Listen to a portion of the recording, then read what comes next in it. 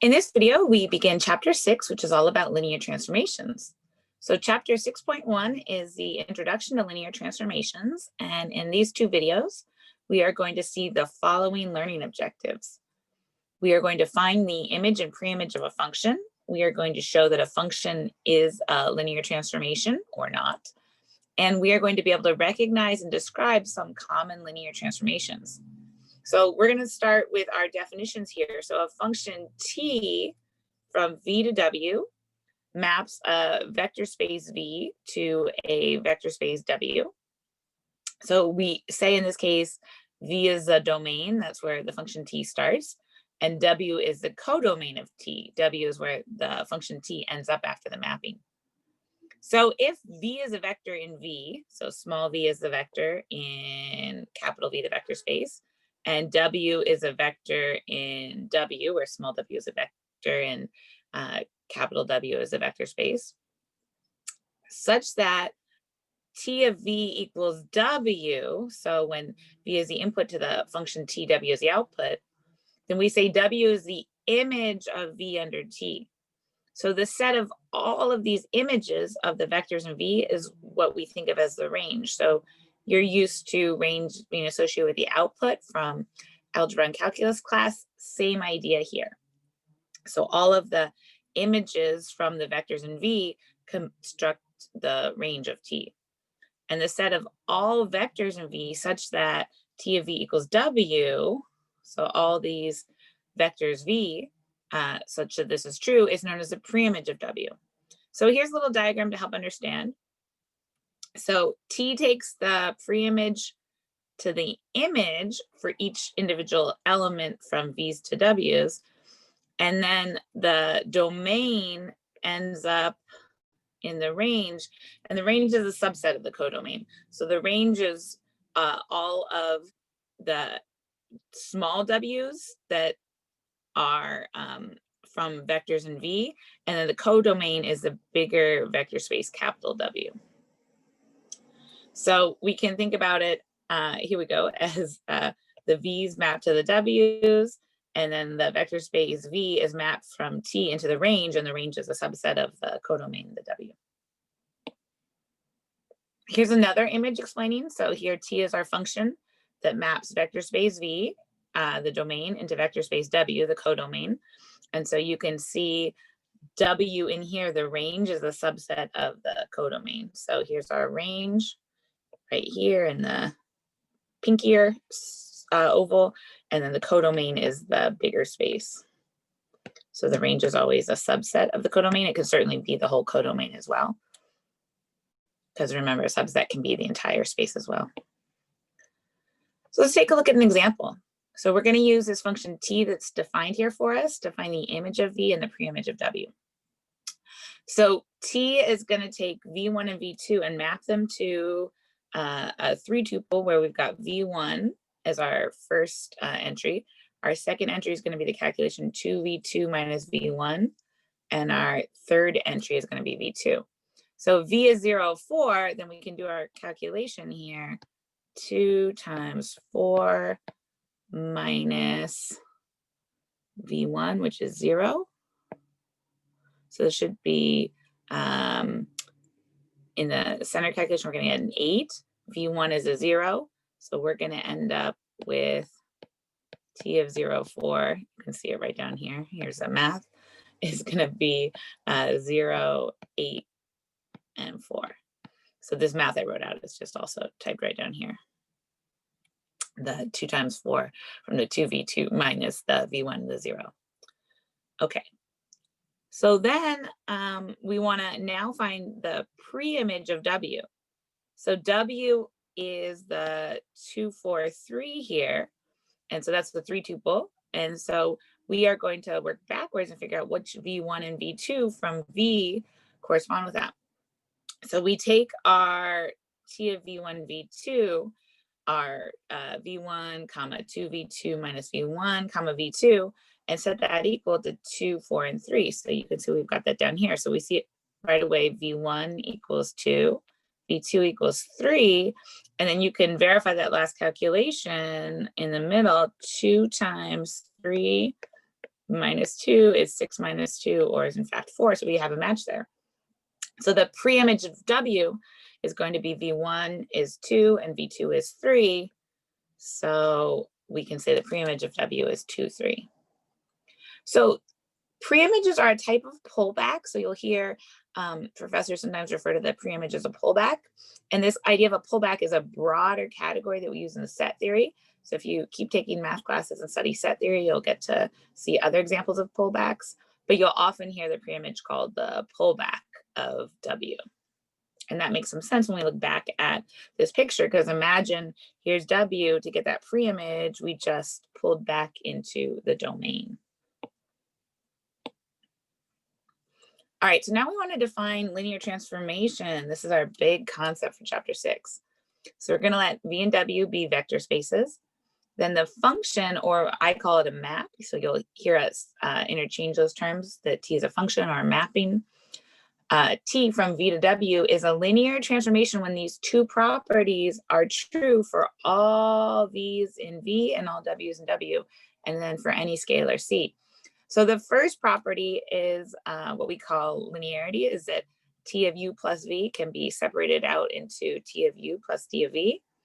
And the second property is that the scalar C can be factored out from T of C multiplied by U is the same as C multiplied by T of U. So together these make our linear definition. So this is what it means for a function to be linear. So a linear transformation is an operation preserving, because applying an operation in V before T gives the same result as applying the corresponding operation in W after T. So this first part is the addition in V, if you've got U plus W added first in V and then T acts on it.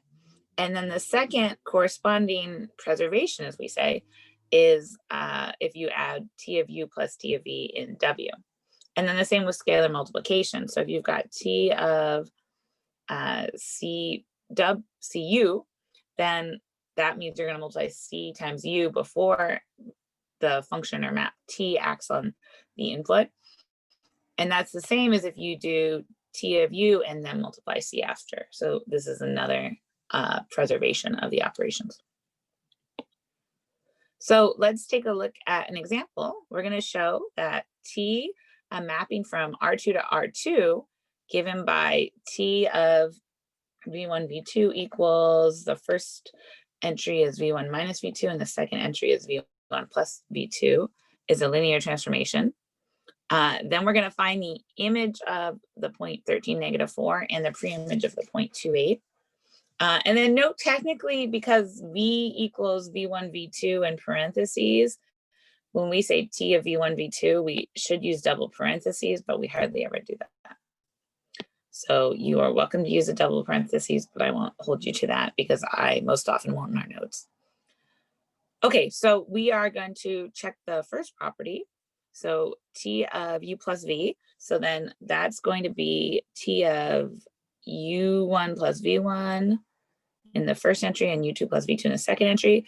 And then we rearrange in the next line. So we see we can subtract and add the U2 plus V2 to the U1 plus V1.